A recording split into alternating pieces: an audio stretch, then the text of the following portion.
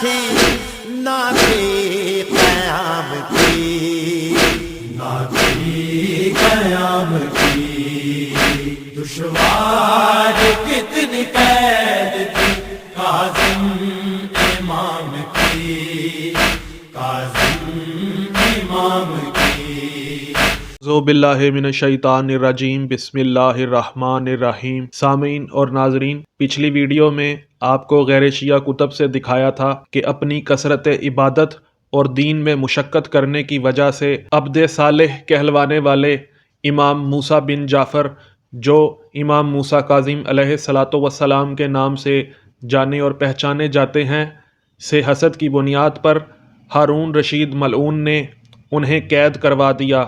جب امام موسیٰ کاظم علیہ الصلاۃ والسلام پر ظلم و بربریت کے پہاڑ توڑ دیے گئے تو بہت زیادہ غصہ کو پی جانے والے امام موسیٰ کاظم علیہ الصلاۃ والسلام نے ہارون رشید کو ایک خط لکھا، جو تاریخ ابن کثیر جلد 10 باب 183 ہجری میں رونما ہونے والے حالات و واقعات صفحہ 226 میں لکھا ہوا ہے۔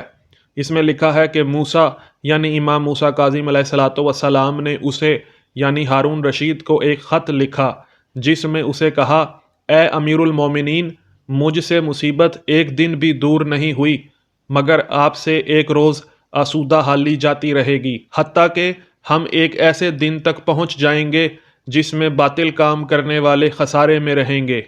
آپ نے اس سال کے 25 رجب کو بغداد میں وفات پائی اور وہاں آپ کی قبر مشہور ہے۔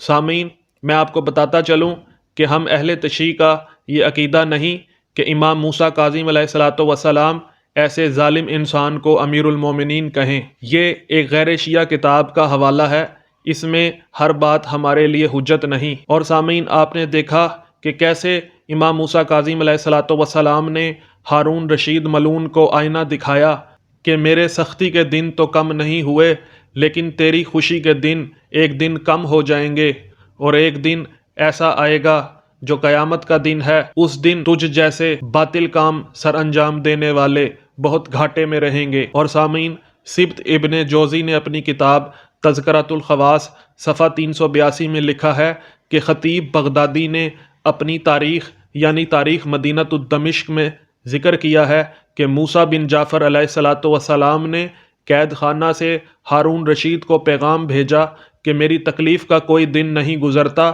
مگر یہ کہ تیری راحت و آرام کا ایک دن گزر جاتا ہے، یہاں تک کہ ہم سب ایسے دن کی طرف پہنچیں گے کہ جس کے لیے ختم ہونا نہیں، یعنی وہ ایور لاسٹنگ ہے، جس میں باطل پرست گھاٹے میں ہوں گے۔ اور سامعین، یہی روایت الکامل فی التاریخ جلد 5 صفحہ 332 میں بھی لکھی ہوئی ہے۔ اور سامعین، یہی روایت تاریخ اسلام جلد 12 صفحہ 418 میں بھی لکھی ہوئی ہے۔ اور سامعین، یہی روایت سمت النجوم الاوالی فی انباء الاوائل والتوالی جلد 3 صفحہ 413 میں بھی لکھی ہوئی ہے۔ اور سامعین، یہی روایت کتاب المنتظم فی تاریخ الملوک والامم جلد 9 صفحہ 87 میں بھی لکھی ہوئی ہے۔ اور سامعین، یہی روایت مرآۃ الزمان فی تواریخ الاعیان جلد 13 صفحہ 56 میں بھی لکھی ہوئی ہے۔ اور سامعین، یہی روایت سیر اعلام النبلاء جلد 6 صفحہ 375 مطبوعہ الحدیث میں بھی لکھی ہوئی ہے۔ اور سامعین، یہی روایت کتاب تذہیب تہذیب الکمال فی اسماء الرجال جلد 9 صفحہ 135 میں بھی لکھی ہوئی ہے۔ ویڈیو کو لائک کریں، کومنٹ کریں، اور اگر ابھی تک آپ نے چینل کو سبسکرائب نہیں کیا تو چینل کو سبسکرائب کر لیں تاکہ آپ کو بعد میں آنے والی تحقیقی اور علمی ویڈیوز دیکھنے اور سننے کو ملتی رہیں۔